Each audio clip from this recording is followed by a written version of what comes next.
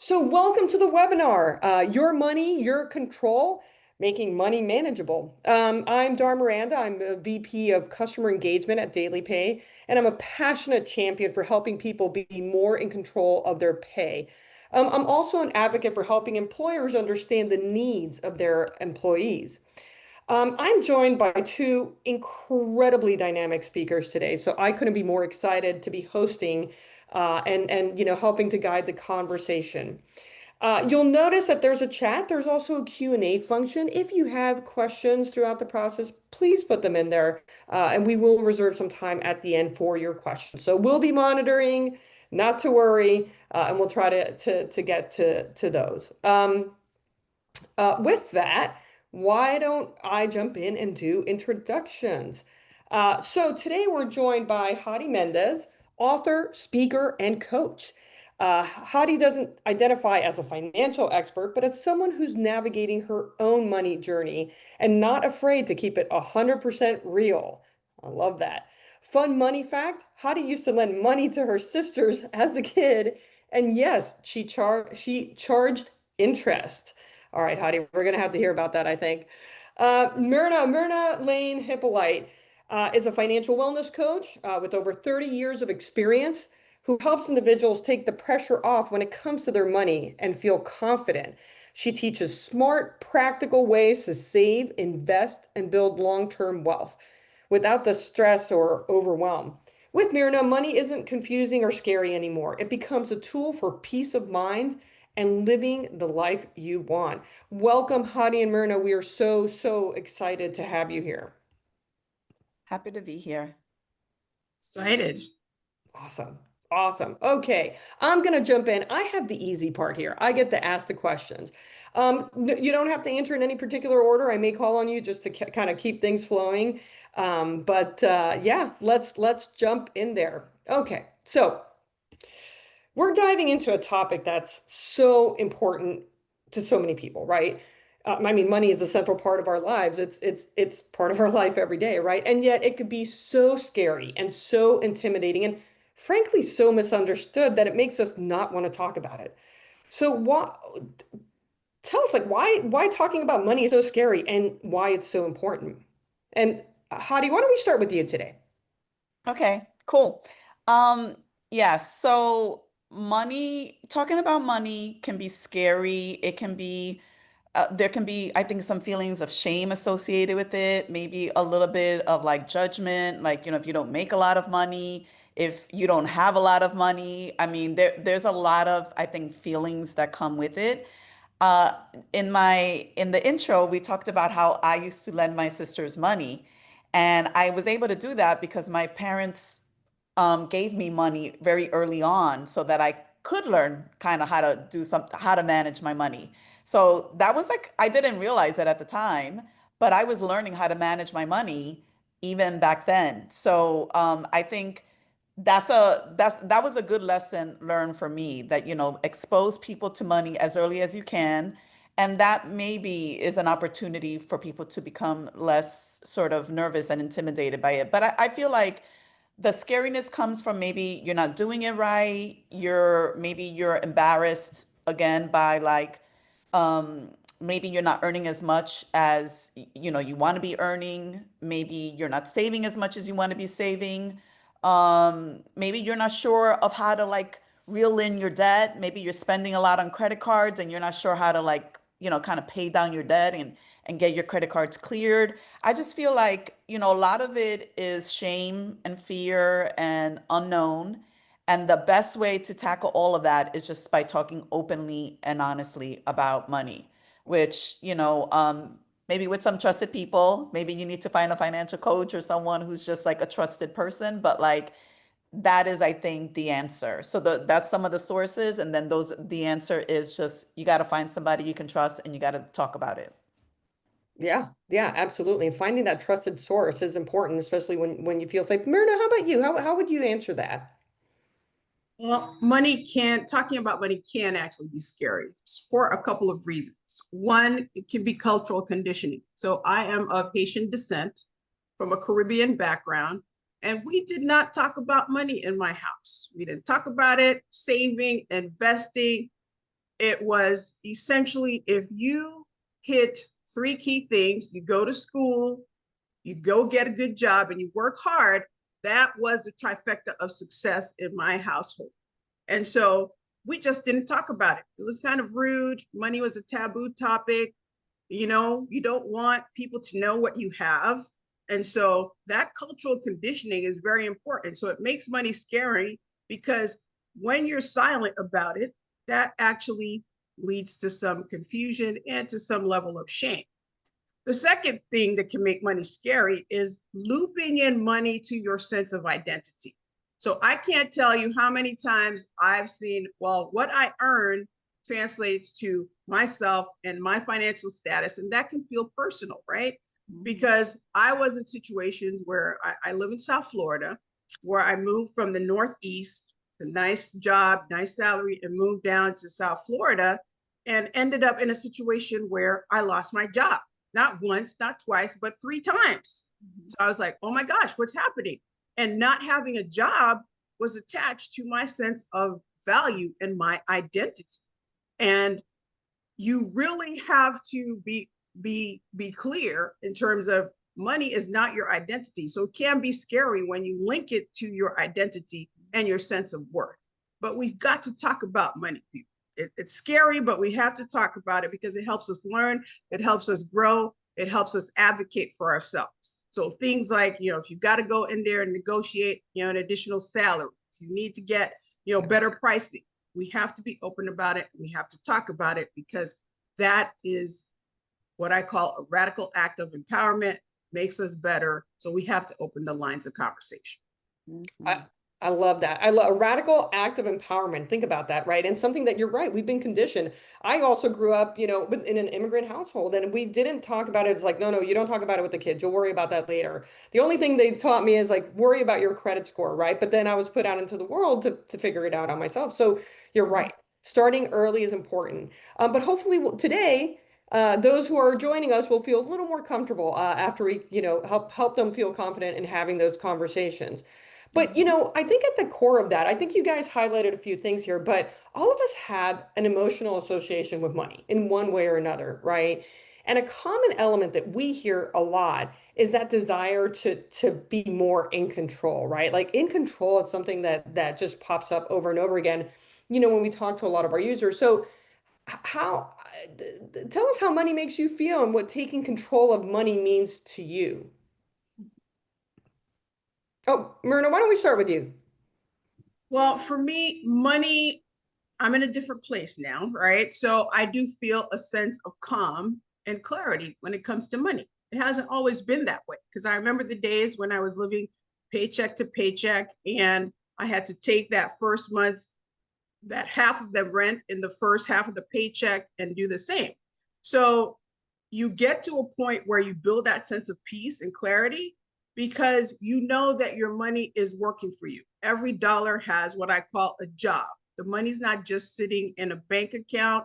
There's actually, you're making it work for you. So you work for your money, but you also want your money to work for you no matter where you are. And the peace of knowing that if something unexpected happens, that you can cover that expense, that's important. Making sure that you're saving and that you're saving in the right vehicles, that you're saving the right amount.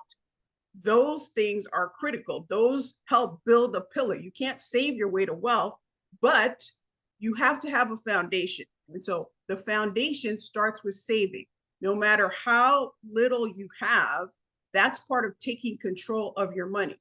And taking control of your money means that you know what you're saving, you know that you have money for an emergency, and I don't like to call them emergency funds, but I like to call them peace of mind funds, because if you say emergency, it connotes something that's more, you know, hectic.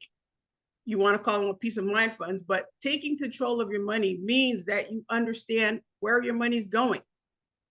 Budgeting sometimes can be a 4-letter word, unfortunately, like a 4-letter word, but it's really money coming in, money coming out. How are you tracking it? So putting those fundamental pieces together helps give me peace and makes me feel much better about my money because it makes me feel like I have control because I have strategies in place to save, to invest, to repay my debt. All those pieces need to be together so that you can have that peace of mind when it comes to your money and take control. That's right. Yes. Hadi, what about you? Well, I love what Myrna said. It brought up a lot for me. I worked a corporate job for like 25 years and I made a good living. And about 2 years ago, 2.5 years ago, I got laid off and I started my own business. And now every month, it's kind of variable what I make. I don't know what I'm going to make on any given month, right? Like it's, who knows what I'm going to make. And so budgeting for me has become my best friend. I've been budgeting probably like over 20 years at this point. So I'm really good at knowing like what's coming in and what's going out and what adjustments I need to make or what tweaks I need to make. If I'm not bringing enough in, I'm going to have to tweak and spend a little less. And I know what areas or categories are opportune for doing that. So I kind of make it a little bit of a game, if I'm honest. And I'm like, okay, this is what we're working with. How can I shrink my expenses to match the income that I have coming in? That's basically what I'm trying to do. And it's a little bit of a game.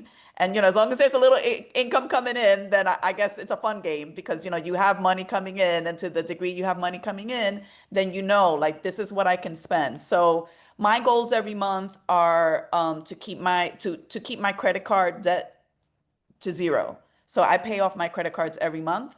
And how I do that is I don't spend what I don't have. So if I can only spend what I have, like I can only buy what I can afford. Those are sort of some basic rules that I live by. So, I do use my credit card because I want to, someone mentioned credit score. So I do want my credit score. I want to have a good credit score. So I do use my credit, but I pay it off. I pay it down every month.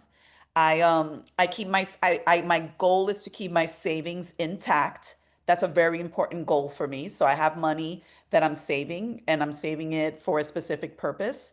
And I try not to touch that money. If at all possible, I try not to touch that money. So my goal is to just live from what I'm earning. And like I said, every month that's a different number. So I got to get creative, but that's fun for me. So, I know I understand it's not fun for everybody, but I make it fun. Put it that way. I've learned to make that a fun exercise. And then I just try to figure out how to make my money grow. Myrna said, make your money work for you. I'm trying to put my money in high yield savings. I'm trying to put my money in CDs. I'm trying to maybe get another job. I'm trying to figure out, I'm trying to like find coupon codes for things that I'm going to buy online because I'm like, I want to keep as much money as I can. And I want the little pile of money that I have to grow.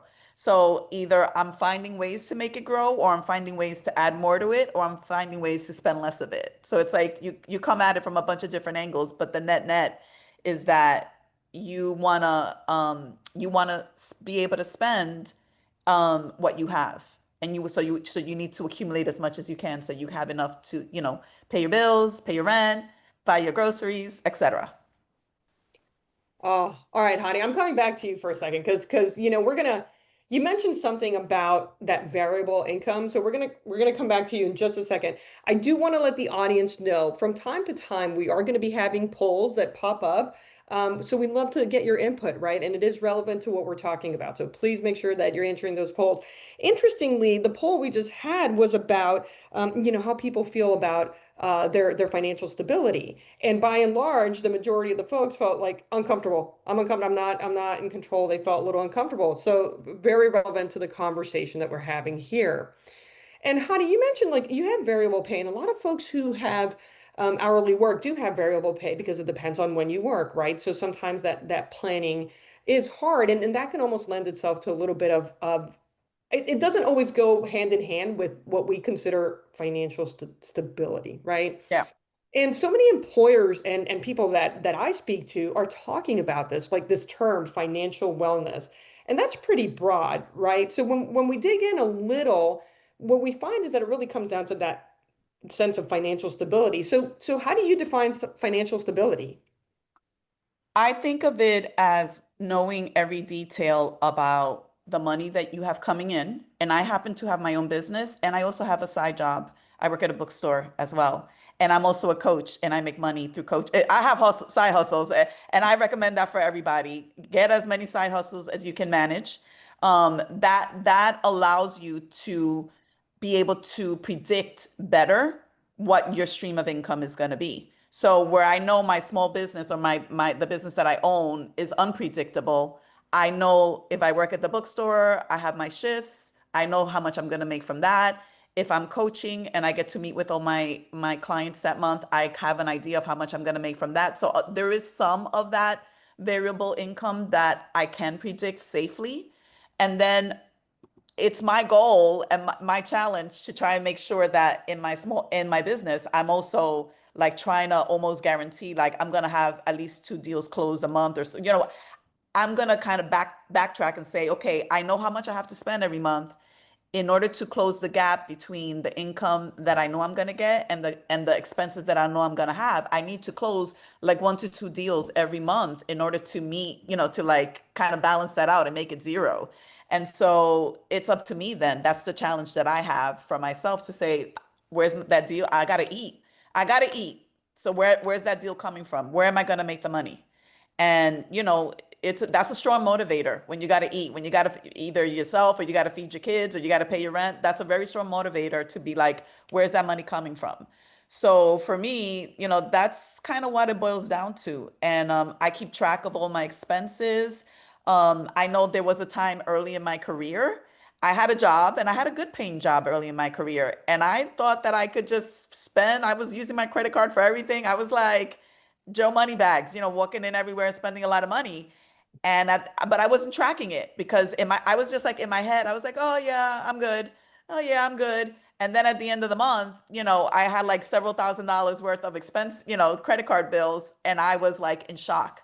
And that happened to me exactly one time. Let me tell y'all, one time, because I learned my lesson after that. I was like, no way. After that, I track everything. I am aware of how much I'm spending. And the truth is that I was overspending because I wasn't keeping track of those details anywhere except in my head. And here, you could do a spreadsheet. I do a spreadsheet. I recommend that for everybody. If you don't want to do a spreadsheet, at least like document it on your phone in your notes section, do like a ballpark and have an idea of how much you spent. And also, ideally, you would know what you are kind of quote unquote allowed to spend. So it's like you might have like a little bucket and say, I have like $300, and for those $300, I need to buy clothes, because of school starting, I'm gonna buy like school supplies. I don't know, I'm making stuff up, but I'm just saying like it's almost rare that I'm like just going on a shopping spree. I know that I need something and that's what I'm gonna go out and get, and I have an idea of how much quote unquote I'm allowed to spend. So that's kind of how I do it these days. And yeah, and I check my bank accounts shamelessly like every day. And I Mhm. am and I'm very I watch everything very closely. I'm very in tune with my expenses and what's coming in, and I can predict it quite well. And I feel like that's the part that makes me feel like I'm in control. So, going back to that term that we were talking about in stability, um, Yes. stability comes from knowing what you're going to spend and how much you have to spend. And the control is just like being able to have oversight over it and being able to answer questions about it real time. And I think that's the financial stability that I seek. Oh, I love to hear that, Hadi. It's interesting because a lot of folks use the Daily Pay app to see how much they're earning so that they can make real-time adjustments to like, oh, I know how much I'm going to earn on paydays, so I'm going to pick up this shift, or I know, I really want to go to this concert, so I'm gonna, it's more about visibility. Yep. So I think what you're saying is like at the core of that. And interestingly, we hear from a lot of employees and employers that people do have multiple jobs. There was one retail associate I absolutely love. I spoke to recently, loved her energy, and I could see why she makes that customer experience so great for her company. But when I asked her, she's like, "Well, I also work at this other place. I use the money from here at this job for my day-to-day expenses, and I use that money for savings." Right? So people are getting very creative. But Myrna, I haven't forgotten about you. Tell me a little bit about how you would define financial stability. Well, for me, financial stability is all about that peace of mind and dealing with your money without the stress. So, not having stress when it comes to your money is important. So, you have to know what your money leaks are. So, I define money leaks as, when your money's kind of escaping, just like a faucet leak, and you don't know money's coming in, money's going out, and you're like, what happened? I don't know where my paycheck went. And so you have to know what your money leaks are. So for example, do an assessment. If you have subscriptions, let's say you got Hulu, you got Netflix, Disney Plus, and the kids are like 30, you got to do something about that. If you don't have that many eyeballs, assess what you have. If you have that gym membership that you signed up for, you said you were going to lose weight in January, and then we're in May now, and you still haven't used it. Do an assessment. Have a look. See where your money leaks are and where your money's going, because that's critical for you to understand where that money's going. Because I always say something that to know your money is to grow your money. You have to be able to understand that. Secondly, what Hadi mentioned in terms of a budget is very important, because you have to track what's coming in, but you have to know what your style is. Because if you are a person, right, that's going to pick up a spreadsheet and know that you're not going to do anything with it because you hate spreadsheets. I'm a finance person, right? I look at spreadsheets all day. I'm not going to track my money on a spreadsheet, and I'm a financial coach. Whereas my husband, he's an accountant. He's going to look at that spreadsheet and make sure that every, 10 cents is accounted for. You have to know what your style is. You might be flexible. So one way to kind of keep track of your money is using what I call the 50-30-20 method. So 50% of your money goes towards your needs, right? You got to pay the light bill, you got to eat. 30% of your money goes towards your wants, because in all of this, you want to live a life, right? You don't want to just be paying bills with your money. Money might be tight, but you have to put in things that bring you joy, that make you happy. So that's part of that bucket. And then 20% is what I call the future you bucket, which means 20% of your money goes towards paying off your debt, towards saving, and towards investing. All those pieces are important because they will make you better in the future. So you need to be able to have a budget structure, and there are apps now. So there are apps like Rocket Money, right? That are the free version you can use that categorizes where you spend your money, and that gives you little AI alarms that say, hey, Hadi, you spent too much money this week. Let's take a look at your transaction. Or, hey, you spent $100 less this week than normal. Let's take a look. So there are so many ways to track, and you've got to know your style and something that's going to work for you and what you're going to do consistently. And so use that, whatever works for you, because you've got to be able to track your money. So that's a very important step.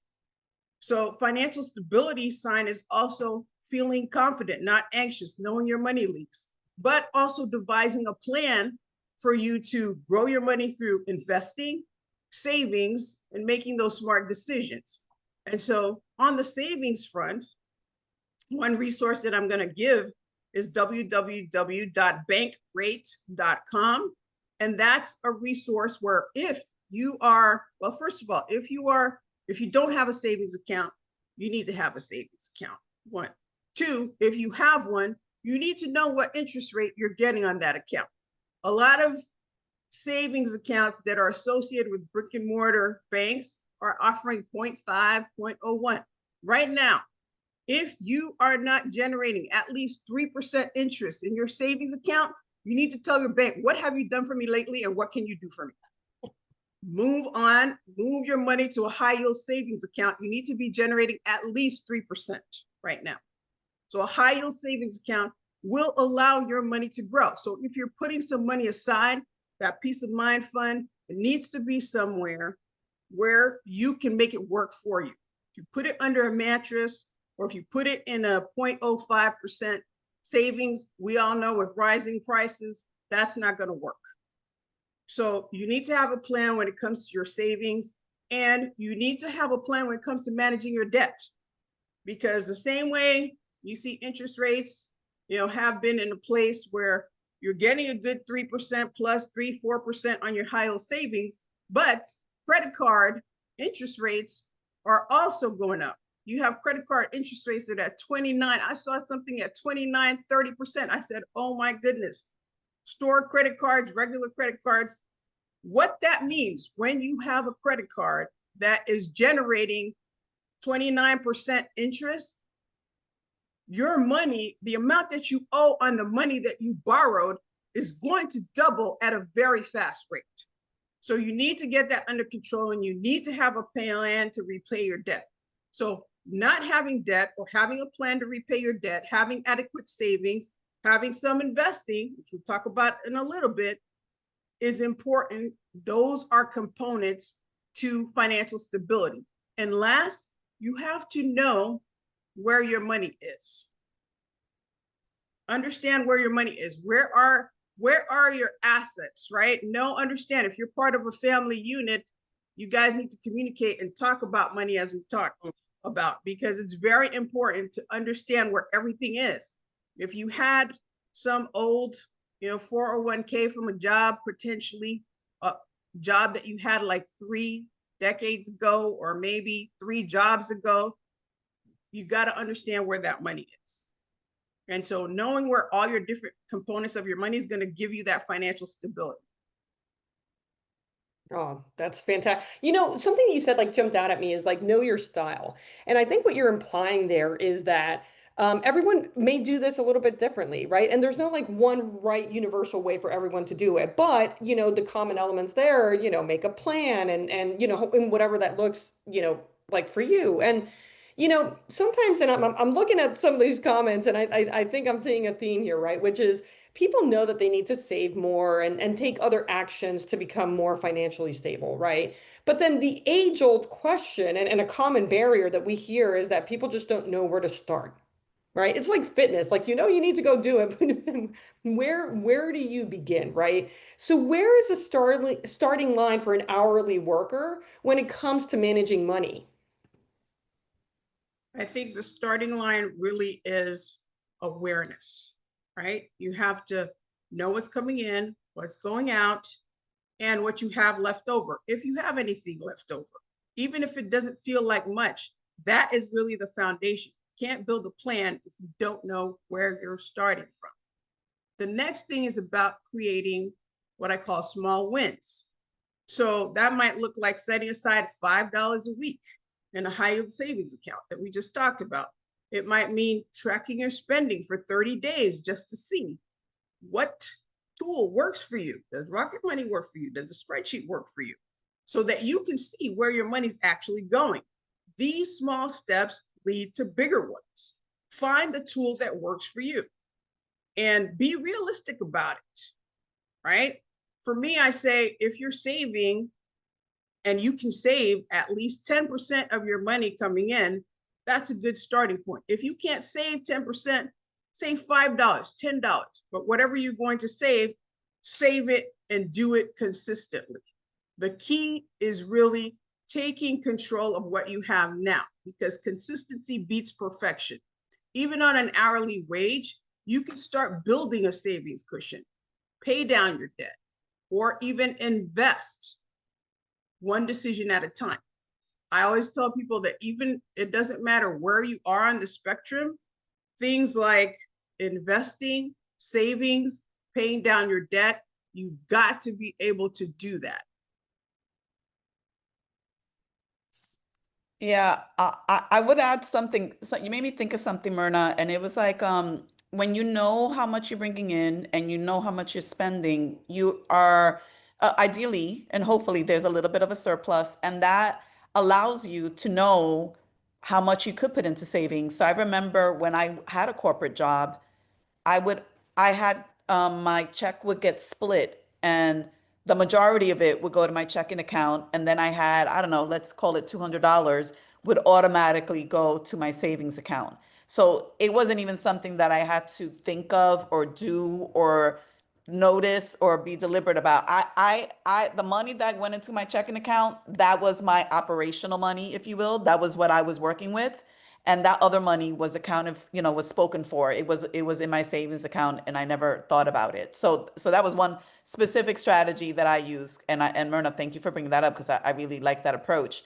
But when I think about what might be a good starting point for an hourly worker, I think, it kind of depends where you're starting from, but it sounds like, maybe not everyone is doing the budgeting just yet. And I feel like that has really, it helped me. I started doing that like 20 years ago. I kid you not.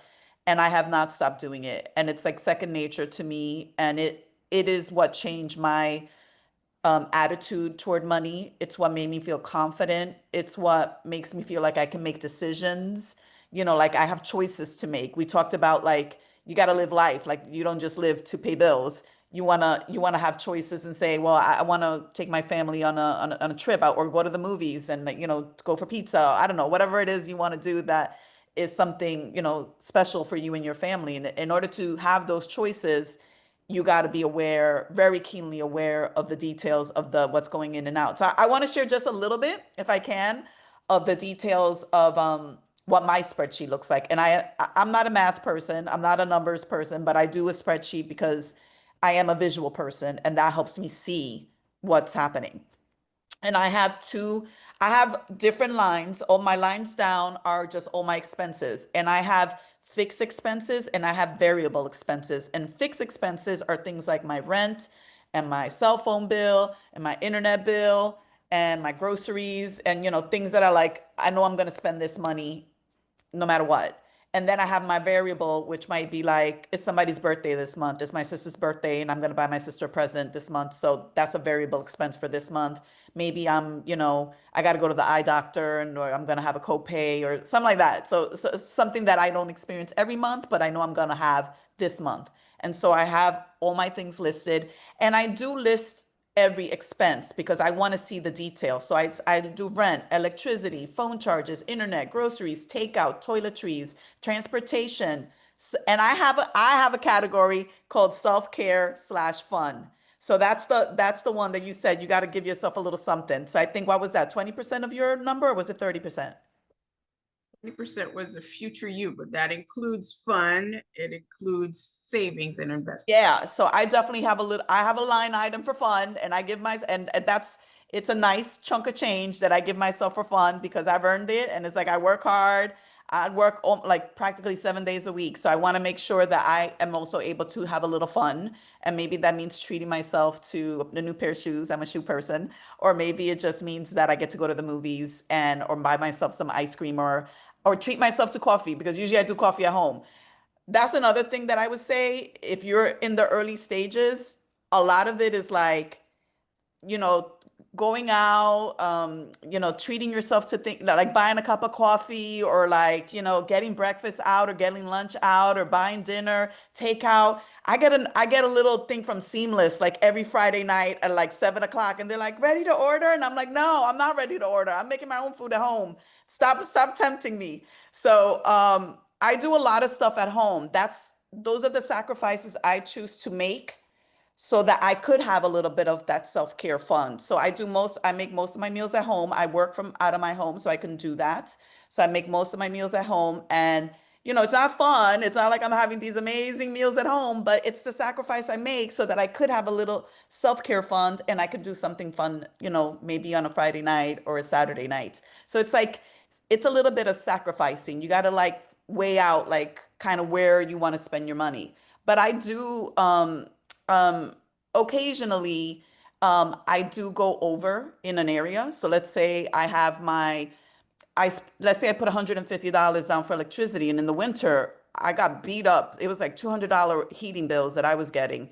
And it was like I was constantly going over. So I was like obviously adjusting it for the next month. But what am I going to do for this month? I budgeted for 150, and I ended up spending like $200 of heating bills, of money and heating bills. So I said, okay, that means that I'm going to spend $50 less somewhere else. As much as possible. That's what I try to do. So I try to, just make sure that at the end, everything kind of balances out. But it's not perfect. It's not perfect. We're not perfect. Our budgeting is not going to be perfect. We're going to learn from our mistakes. We got to develop the muscle. It's like you got to practice the skill. But like I said, I make a game out of it, and that really helps me because it's like, how do you, this is how much I have. How do I manage to spend just that amount and keep all my savings intact and not overspending my credit card? How do I do that? I'm going to figure it out.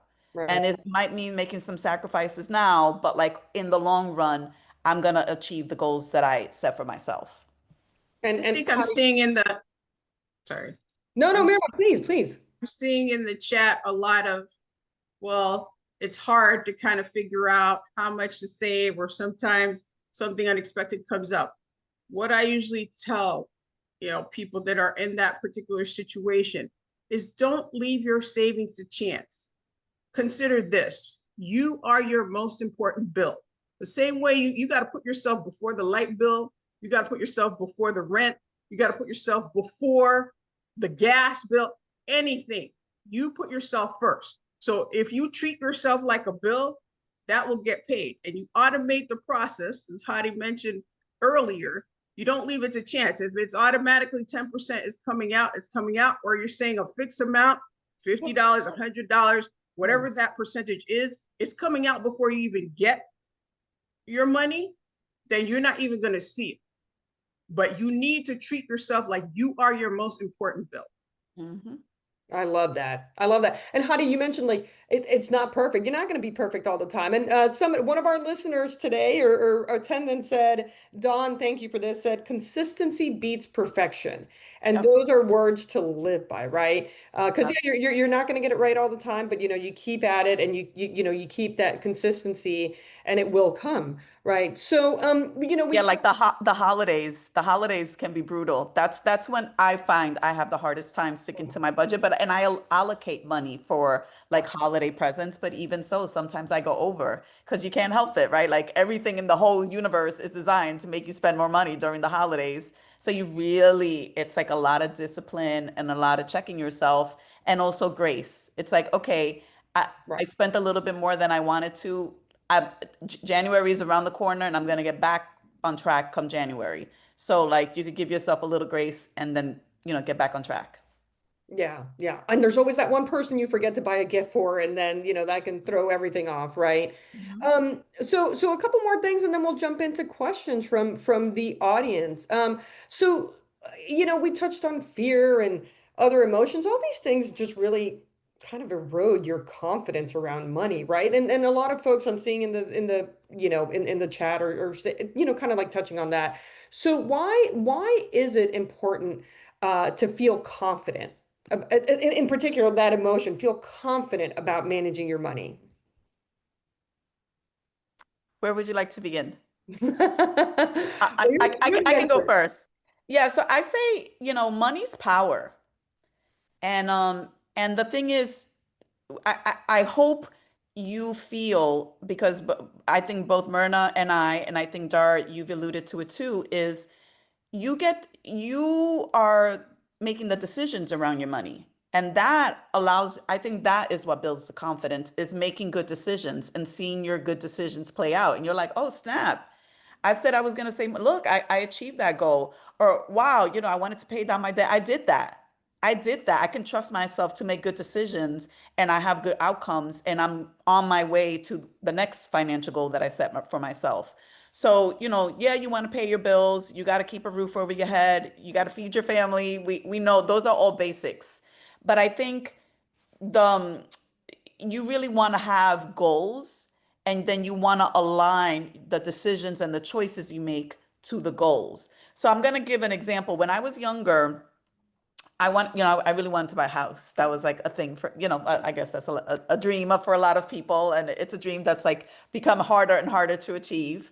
But, I had to make a choice literally daily, sometimes several times a day, about what was nice to have and what was a must have for me. Because I knew that I only wanted to spend money on the things that I needed to spend money on. And other than that, the money I wanted to put it away. I was aggressively saving for my house. But I also have had this moment for other things too. I've also aggressively saved for a wedding and I've aggressively saved for like a 50th birthday trip that I wanted to take. So I've aggressively saved at different times in my life. And when you do that, you really got to be like super disciplined and you got to be like, yes or no, do I really need this? Is this a nice to have or is this a must have? If this is nice to have, guess what? I'm not going to have it because I'm going to have like delayed gratification and I'm going to do this. I'm going to buy myself this house or I'm going to buy myself, go on this amazing trip and I'm going to have to save my money. I'm saving my money for something that I really want to do. And I have to have that honest conversation with myself and say, Hadi, you've been saying you want to take that amazing trip to Italy for your 50th birthday for a long time now. Do you really want that? If that's what you really want, then you're going to have to save for it because you don't have money for that right now. But if you have enough time right now, maybe 6 months from it, maybe 12 months from it to really save towards that. So that little habit that I created for myself, and it was literally like a post-it that I had on my laptop, that little habit that I created allowed me to achieve my goal. And when I achieved my goal, I was like, I could do anything. If I save for this, I could now save for that. I could pay for this. I could do this other thing. I feel like we never want to feel like we're depriving ourselves of anything. I think we've talked about that already. We are important in this equation. We want to be living life fully, and we don't want to just like delay everything. But it's a balance. It's a balance between getting to live your life now and also having these financial goals and things, dreams that you want to achieve, and like making some sacrifices now so that you can achieve and have your dreams later. So you got to honor and respect whatever sort of goals you set for yourself. And I think that is sometimes hard for people because you're like, well, yeah, I want to go to Italy as an example, let's say for my big 50th birthday, or anything else. Maybe you're celebrating your parents', wedding anniversary, and you're like, I really want to save for that. And it's like, but you got to remind yourself and honor that decision. But that's what I think it's about. I think it's about you get to choose, and that's the beauty of, I think that has given me a lot of confidence, is making decisions and then seeing those decisions through, and then setting new goals for myself and achieving those goals. And it's like, I feel like, yo, there's nothing I can't do. So it does feel good. It does feel good when you achieve those goals. Hadi, I love your energy. I just want to go high five you right now if I could, right? Myrna, what about you? Tell us a little bit about confidence. And we will leave time for questions. We're going to have one more quick question for you all, and then we're going to open it up. I see the questions piling up, so a couple good ones here. So Myrna.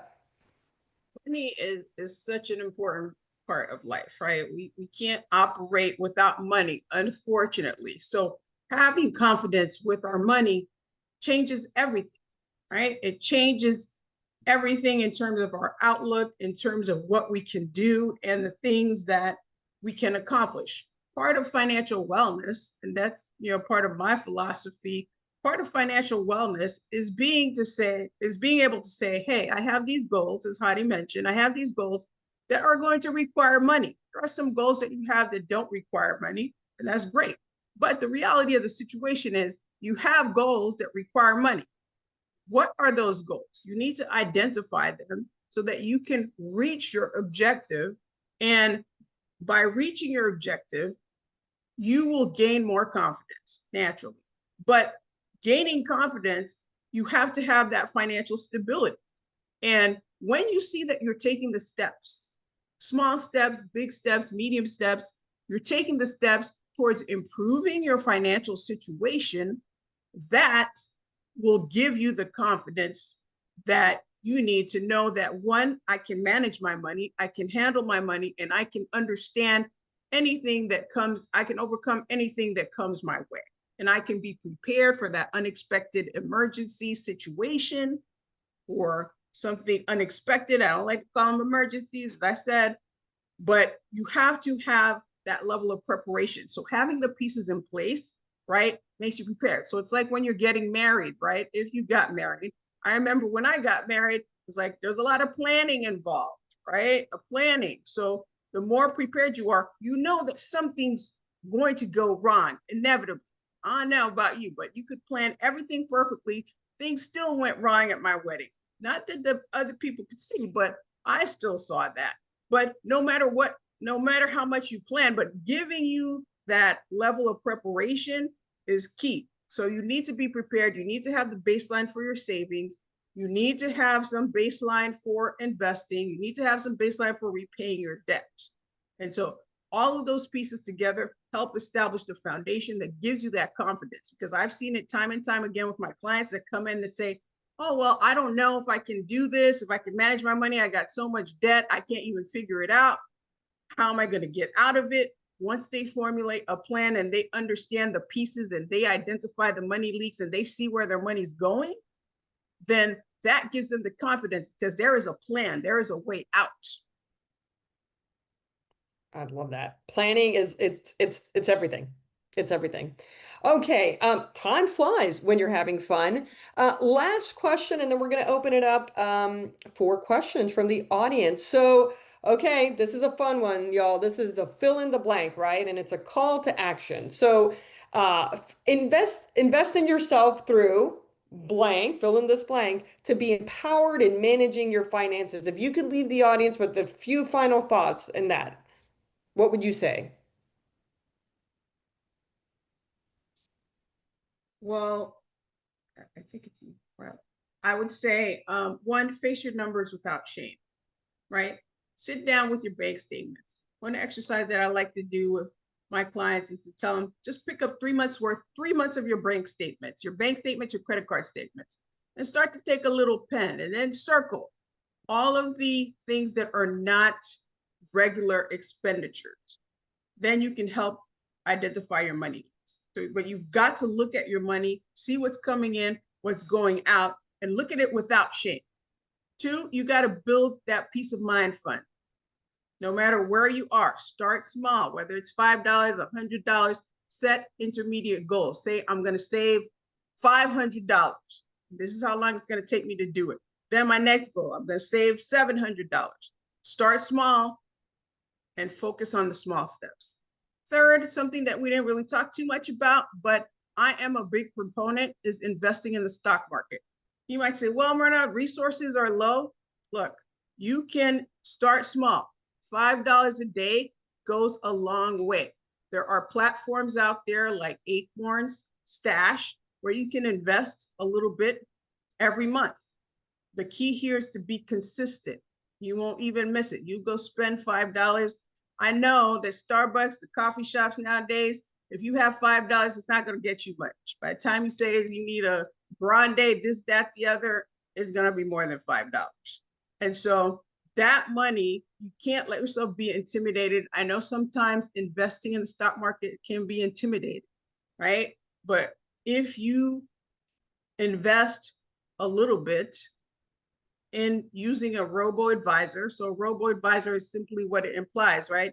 They ask you a few questions and they say, okay, based on your risk profile and what type of risk you can tolerate, right? If I say, Hadi, are you going to take to the bed, if the stock market goes down 10% in one day, it's not going to put you in something that's going to potentially go down 10%.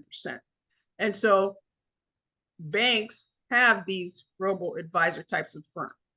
So accounts. So you can use that to your advantage, no matter where you are. I tell you this because if you start early, right, don't wait until, oh, I'm going to be making all this money to start investing.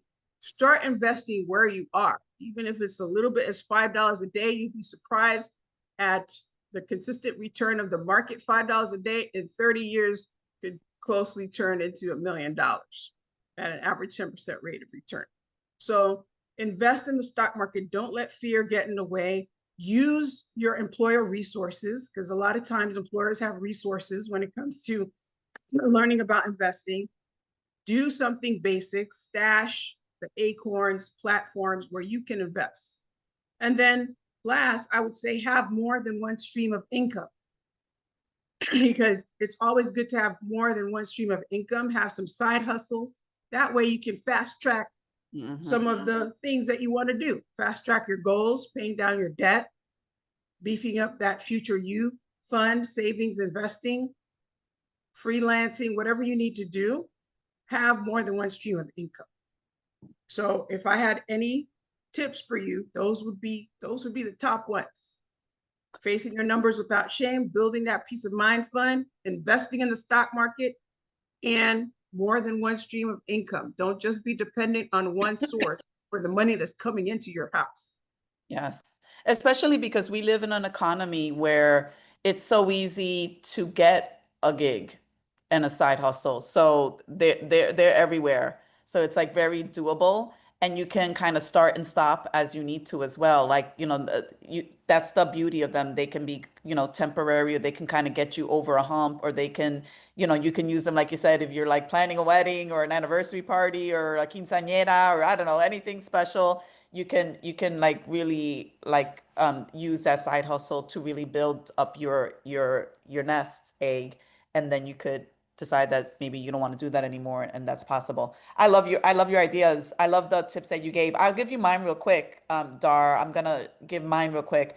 Mine are all, I'm gonna just kind of reiterate what I talked about already. So mine are all repeat. I don't have anything new per se, but I want to drive home the things that I talked about, which were really to create a monthly budget. Like, if you're not doing that, I would urge you to do that in whatever way that you choose to, that feels good to you, that's not overwhelming to you. But it is important to really have a good sense of what's going in and out and have it on a real-time basis. You don't want to really like wait till the end of the month to be like, oh, I overspent. It's like that's too late. And now you're like starting in a deficit next month and you really don't want to be in that place. That's not setting you up for success.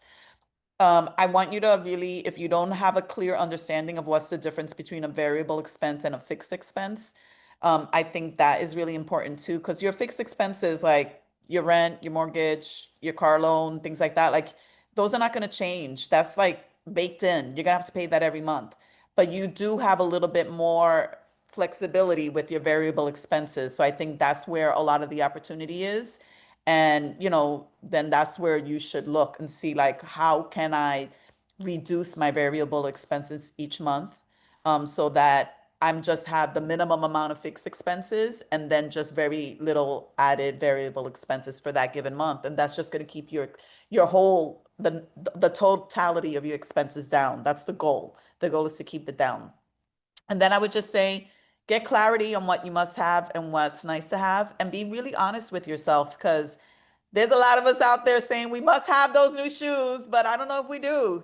And there's a lot of us saying I need that new bag, but I don't know if we do. And we never want to be operating where we're just depriving ourselves of things, but we need to balance short term, like, feeling happy and having things with long term goals. We need to balance that. And I feel like if you really have your heart set on something big and you need to save for it, then you are going to have to make some sacrifices. And it's okay like that. That's what a lot of us are doing that. We make sacrifices so that we can have those nice things.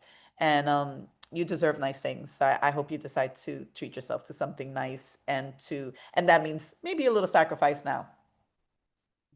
That's right. You deserve nice things too, right? Okay, so a couple questions. You will get a recording of this if you attended. We have time for maybe one or two questions. I've been looking here and a couple things. There's a couple of themes. How do you touched on this a little bit, but we want to reemphasize it, especially like how do you deal with the variability of income, right? Because you were mentioning income when you're doing a budget, you have your fixed expenses, you have your variable expenses, but you don't always know what's coming in, right? So you guys touched on getting an additional stream of income. Any other tips for that variability that makes people kind of like feel uncertain? Yeah, I mean, for me, I would say like I know that I have a little money set aside that I could use for to cover myself if I needed to, but that is the absolute last resort for me. So I'm like, okay, I know I have money in that non-emergency account that Myrna was talking about if I need to float myself for a month. But my goal is not to spend that money because I want that money to go for something else. So that's the part where it's a game for me. And I'm like, okay, I know I'm getting my coaching money. I know I'm getting this other money. I know I have this one client that I locked in. So I just need one more deal to close. And for me, that is the motivation that I need to like get that deal done. Sometimes like I mentioned that I work at a bookstore and I wanted a couple more hours. So I went to the owners and I said, hey, can I start a book club? And they're like, yeah. And I get paid for the time that I do that I spend on the book club. So for me, it's like I ask for extra, not quite an extra shift, but kind of like an extra shift. So I volunteered to work extra hours and I was able to get a little bit more money doing that. The other thing that I do, and I wasn't kidding when I said it, I use coupon codes for everything. I don't spend, God help me if I pay full price for anything. I try not to do that. I, you know, will forego eating out and make my own meals and, make my own coffee at home. And I do a lot of things, I make my own fruit jam, like I make homemade jam, which I kind of like it's okay by me. But like I do a lot of things that are like cutting corners, so that I have the opportunity to not be as stressed out with my expenses because I'm like, okay, I'm going to be smart about my money choices so that I don't have to be that stressed out. And I feel like a lot of it is, it's our choices. We can make lots of choices, but the choices have consequences, and it's either going to lead to peace of mind or it's going to lead to some sleepless nights. And we have to decide what side of the fence we're going to be on. So yeah, I choose mostly for peace of mind. Choices. That's it. That's right. Thank you. You know, we're out of time today, but I need to thank you both so very much. Please join us again. You are just so dynamic, so full of incredible information. There's so much gratitude happening in the chat right now, so I just want you all to know how grateful we all are to have you. So please join us again. We do have another webinar just like this coming up in June. Keep an eye out. There's information in the app and through email coming on that. And again, you two are fantastic. Just been so grateful to have you. And thank you for those who joined us today. Thanks for having us. Thank you.